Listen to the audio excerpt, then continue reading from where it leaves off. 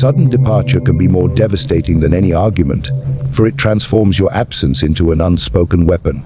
When the toxic partner expects your presence and finds only emptiness, their equilibrium shatters. You must learn to exit on your own terms, slipping away before the conflict reaches its peak, leaving them stranded amid their own demands. This departure is not an escape born of fear, but a calculated maneuver designed to compel reaction.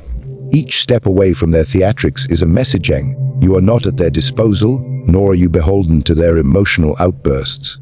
As you walk out, your back turned and your pace unhurried, their confusion becomes palpable. Their frantic calls and frantic messages only confirm the power of your withdrawal. Strategic withdrawal requires impeccable timing. You do not abandon when calm has returned or when emotions have cooled. Those moments invite relief, not crisis. Instead, you leave at the height of demand, when their need for your attention is rawest. In that instant, their dependency is revealed in stark relief, and they scramble to fill the void you create. This tactic weaponizes absence, demonstrating that your involvement is precious and not a given. It forces them to reassess their reliance on your presence and to question the solidity of the engagement they have taken for granted. During the withdrawal, do not flinch at their attempts to lure you back. Their pleas may vary from grand apologies to veiled threats, each crafted to break your resolve. You must treat these efforts like feeble ripples against an unmovable barrier. Respond, if at all, with measured brevity, an acknowledgement of receipt rather than an invitation to return. This restrained communication serves as a tether, reminding them of your control without surrendering your position. Through this calibrated distance, you enforce the reality that their words and emotions are no longer sufficient to dictate your actions. Withdrawal need not be permanent to be effective. A brief absence may suffice to redraw the contours of the relationship, reminding the other party that they must negotiate for your time. However, if persistent toxicity demands a more enduring separation, you must be prepared to extend the withdrawal indefinitely. The key is to align the duration of your absence with the severity of their behavior, escalating your removal in proportion to their attempts to maintain dominance. Each extension signals your unwillingness to endure their manipulations, reinforcing your autonomy. In the days following your retreat, observe dismantling patterns as they surface. Notice how they attempt to reconstruct the scenario, offering concessions or appealing to nostalgia. These are desperate bids to restore familiarity. Maintain your distance until you are satisfied that genuine respect for your boundaries has merged. Only then should you consider re-entry, and even that should occur under your terms a return that is as unexpected as your departure, catching them in a state of readiness to comply rather than to command. This cyclical pattern of vanish and reappear ingrains the lesson that you control the rhythm of engagement, and their access to you depends entirely on their willingness to respect your sovereignty. Toxic ties thrive in the cracks of blurred boundaries, where obligations spill over and personal lines dissolve into chaos. You must redraw your perimeter with unyielding clarity, as though erecting walls around a fortress that none may breach. Begin by defining what you will tolerating the times when you will speak, the subjects you will address, the ways in which you will allow intrusion. State these terms not as requests, but as declarations of your domain. When the toxic partner attempts to cross a boundary, whether through guilt-laden questions or veiled threats, you respond not with argument but with steadfast refusal. Your refusal is not delivered in anger, but in calm precision. I will discuss this tomorrow, or that subject is closed. Each assertion is a stone placed in the wall, each pause in engagement a mortar that binds them together. Consistency is the cornerstone of your new sovereignty. If you declare that you will not answer calls after 8 p.m., then at 8 p.m. you cease. Do not explain, do not justify. Let your silence speak the law. When they knock against these walls with increasing force, pleas, accusations, fiend crises, you remain unbowed. Their frustration fuels your authority, for it proves that your boundaries have power. They may try to shift the goalposts, to coax you into softer terms, but you must resist every concession. Each concession reopens a breach. Instead, reinforce your limits if they disrespect your time. Shorten your responses if they question your motives. Repeat your terms more tersely. To reclaim sovereignty is also to reclaim your attention. Divert your focus from their manipulations back to your own priorities. Schedule time for work, rest, and genuine relationships. Then guard those blocks with the same vigilance you apply to higher security. When the toxic partner demands unscheduled access, remind them of your timetable. offer a single alternative slot, and then return to your pursuits. Over time, they learn that your attention is neither free nor infinite. It is a resource to be earned. This inversion shifts the power dynamic. They are compelled to respect you in order to regain your presence. Physical space is an extension of emotional boundaries. If possible, arrange your environment to reflect your autonomy: a locked study door, a private phone, clear separation of personal items. These physical markers serve as constant reminders, both to you and to others, that there is a realm beyond which intrusion is forbidden. When the toxic partner enters space uninvited, interrupt their advance with a simple directive: please wait outside.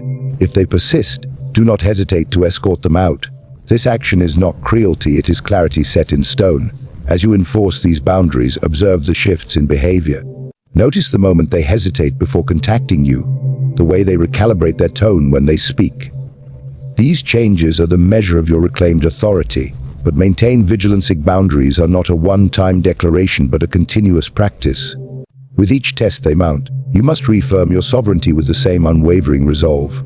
Over time, these habits become internalized, and you no longer need to deliberate each boundary.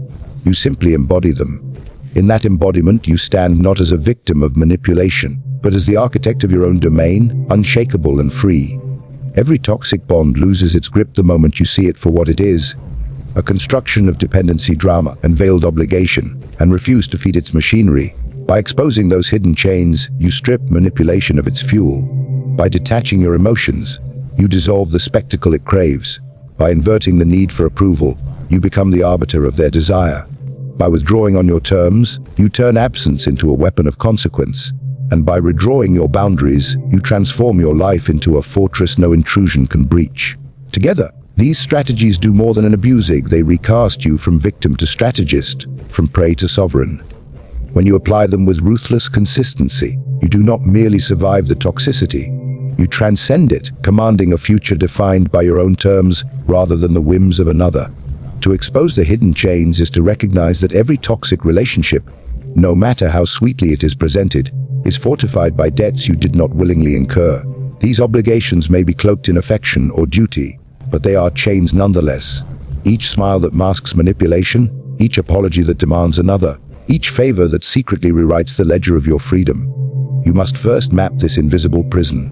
Notice how every time you voice a need or a boundary, there is a ripple of guilt pressed upon you, a quiet reminder that you owe more than you possess.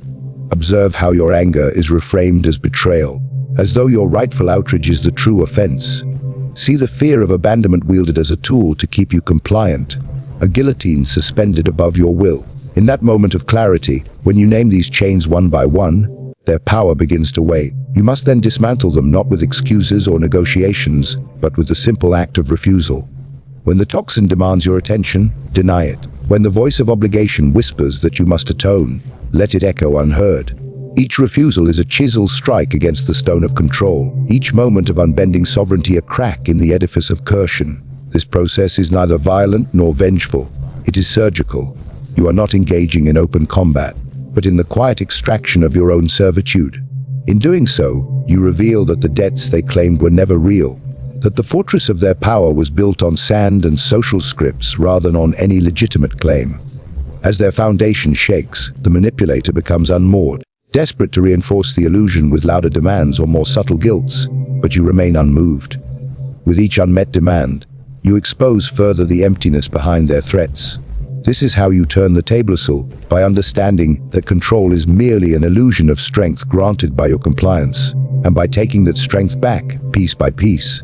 You must treat every demand like a loan you will never repay, and every apology offered by the other side as an admission of their own dependency on you. In that reversal lies the true art of liberation. Not shouting about your mistreatment, but showing, through calm detachment, that you are no longer invested in the narrative that once shackled you. As the toxic partner flails looking for reaction, you stand apart, observing with the cool detachment of a strategist who knows victory is already secured. They may claim victory by your silence, but your silence is no surrender. It is a declaration of independence. They were never the captains of your fate, only the jailers who believed their keys too heavy to be lifted by someone they deemed powerless. Now, in simply stepping away from the ledger of obligations, you demonstrate the lie of their dominion. and your escape becomes not a plea for mercy, but a testament to your reclaimed authority. True insight in a toxic relationship arises only when you step outside of your own emotions and observe the conflict as though it were someone else's battle. This requires mastering emotional detachment, to withdraw your most potent currency of outrage, pity, and longing, and to invest instead in silent observation. When you refuse to feed the toxic cycle with tears, anger, or pleading, the dynamic loses its lifeblood. Each time you feel the impulse to react, pause and imagine yourself a spectator at a grand theater. The actors may rage or weep on stage, but you remain seated, unshaken, noting every gesture, every shift in tone, every calculated pause. This act of removal robs the instigator of their spectacle, forcing them to search for new methods of provocation that only reveal the fragility of their hold. In relinquishing your emotional ammunition, you do not become cold or unfeeling, you become strategic. Your calm becomes a mirror, reflecting back their fury until it dissipates into absurdity. Without response, manipulation becomes powerless. Anger, when met with equanimity, sputters and dies, for it is fueled by the fire you supply. Sympathy, when withheld, unmasks the true face of the toxic other, no longer masked by your compassion but exposed as entitlement and self-interest. Even love can be weaponized by the manipulator, twisted into proof of loyalty that must be perpetually repaid. When you detach, you break that cycle. You observe the plea for validation, the demand for reassurance, and you hold your silence. That silence is louder than any argument. It is the void in which their tactics echo back on themselves, stripped of potency. Your detachment must be visible, not through grand gestures, but through consistent indifference. You do not storm out in a dramatic exit. You remain present yet unmoved. You respond with brevity or not at all, letting your absence of emotion speak volumes. This is not passive surrender, but active control. You limit your engagement to essential exchanges. No more, no less. In that space you carve out, the toxic voice begins to seep through cracks in its own narrative, exposing doubts and contradictions that you catalog without comment. You take notes not in writing but in memory, so that later you can trace the pattern of abuse without reliving the pain. You reserve your empathy like a hidden reserve, unleashing it only when it serves your strategy of disengagement. By mastering this detachment, you shift from victim to tactician. They simply withdraw. You will discover that the greatest power in any relationship lies not in the volume of your feelings, but in the restraint of them. The moment you observe your suffering without becoming it, you claim a vantage point above the fray. From there, possibilities emerging: negotiation on your terms, measured withdrawal, or complete departure. You are no longer at the mercy of every provocation because you hold the power to choose whether to act. With every refusal to react, you undermine the toxic architecture that sought to ensnare you, and you reclaim territory of your mind that once belonged to their manipulations.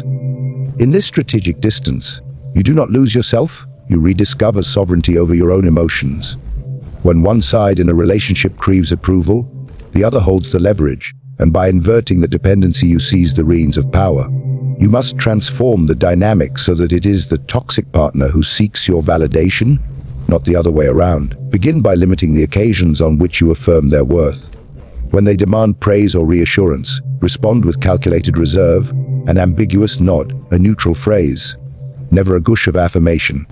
This scarcity of acknowledgement turns your approval into a prize rather than a given, and drives them to seek it more fervently. As they lean into the chase, their desperation becomes apparent: sudden eagerness for conversation, fragile humor, even feigned contrition. They simply withdraw. These behaviors are evidence of your influence, proof that you have become the center of their emotional universe. You can amplify this inversion by crafting moments of conditional acknowledgement. Provide small, precise compliments that highlight your autonomy. Appreciate the effort you made earlier, or that choice surprised me in a good way. But follow each remark with immediate detachment. Withdraw into silence or occupy yourself with another task, so that the compliment feels almost accidental and always fleeting. This ebb and flow of attention creates a hunger that no simple compliment can sate. They begin to ask themselves what will earn your next nod, and in that question lies their subservience. At the same time, mirror their tactics back at them. If they attempt to guilt you into speaking, offer a brief acknowledgement of their feelings.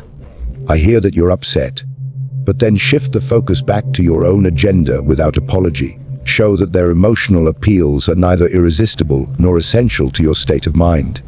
By reacting calmly and redirecting the narrative, You demonstrate that your priorities are self-defined, not subject to their emotional claims.